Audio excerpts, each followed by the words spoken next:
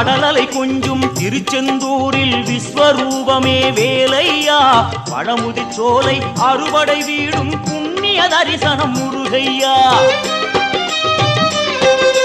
திருநீர் அணிந்து வரும் போது நெஞ்சில் நிம்மதி பிறக்குது கந்தையா சுகனே சிவனார் மகனே உன்னை பாட பாட சுகமாகுதையா வேல் முருகா அரோகரா அரோகரா வேல்